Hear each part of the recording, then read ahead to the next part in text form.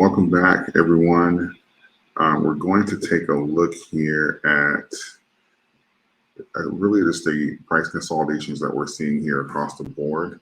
We're looking at Doge first here.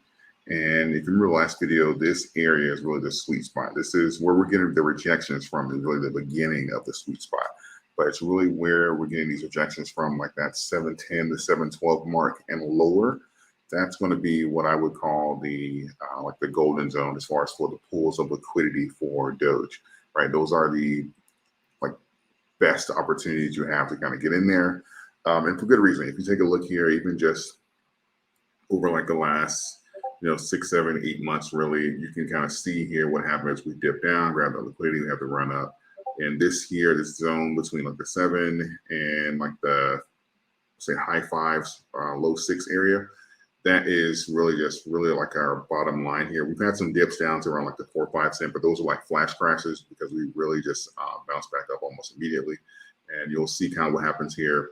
This will kind of be like our median, and we'll have and this is with shorts, this is with no news, this is with stagnation, this is with the crypto market, being relatively quiet.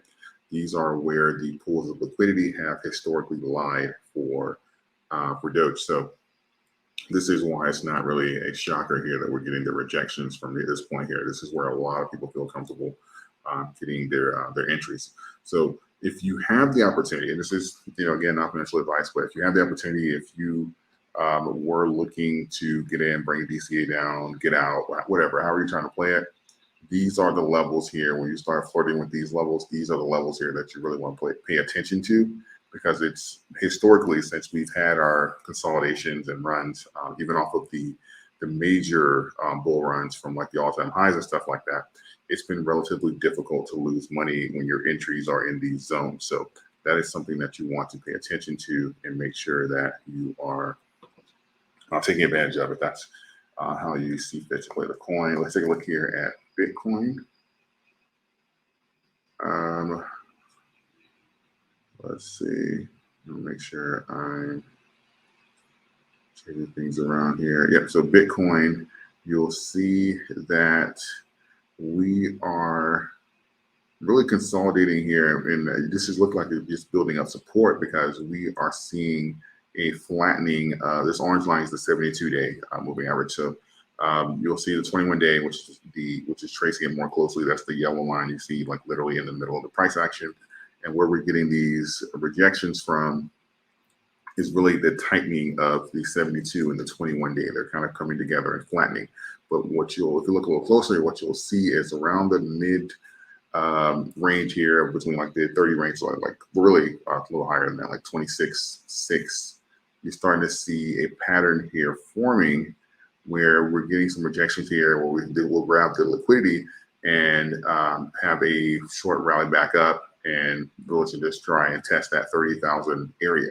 So what this is telling me is that we haven't filled this gap up that we've seen here, this last gap up, because technically speaking, if there was no liquidity resting here, like either right here or in this area, we would have broken and filled the gap down. And this is not necessarily strong support, but you'll see that we've had some retests here. So it's just saying that, okay, we'd have filled this gap down and we should have went to below 25, like around the 24 range, and see if we could grab some liquidity here because we've seen some rest here before, but that's not happening. So what that's telling me is the pools of liquidity has in fact moved up.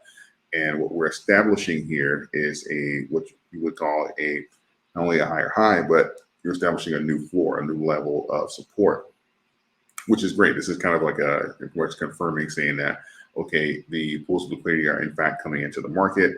And you can expect to see a potential run from this area or another leg up from this area. When you start seeing pools of liquidity move higher and higher, that is saying that people are taking positions here. So it's not a bad thing. It's not saying that like some bad news or some FUD or something can't cause this to fill here. Again, crypto is unpredictable, but based off what we're seeing here, we're seeing a consolidation and a flattening here of this 72-day. So as this begins to round out, we'll see if this is going to hold or if we're going to even get bounces off of this 72 day moving average here. But when you start seeing rejections to the point where it's, you're getting 2, 3, 4, 5, you have to kind of look at that and say, okay, well, this is forming a trend here. And let's see if this is going to build strength at this level so that you can kind of get an idea of what to expect going forward.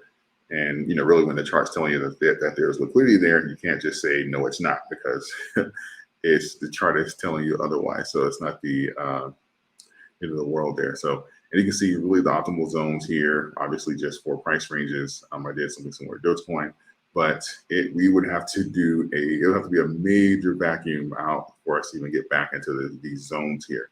And so if you're playing in some of the coins that are, coming up, or a lot of the meme tokens and stuff like that, really just be careful, because a lot of this is where we're able to chart coins that have been around for a little longer. A lot of those other ones it's more towards speculation, because a lot of these zones, areas of support, pools of liquidity and stuff like that, a lot of these areas are unknown. So you really just want to be careful, because it's not really something you can kind of chart out. I know charting isn't the only thing, technical analysis isn't the only thing, but you just have to kind of look at what it is, which is speculation. And so you don't want to put yourself in a position where your entire portfolio is based purely off of speculation, because at that point it's just gambling. So just kind of make sure that if you are going after some of these newer coins, just, in my opinion, it's better to do like a balance with some coins that has been around for a while and who are better positioned to capitalize off of the next bull run versus something that may just kind of be like a flash in the pan and may not be around. So just gonna keep that in mind, take that with a grain of salt here. Let's take a quick look at Ethereum.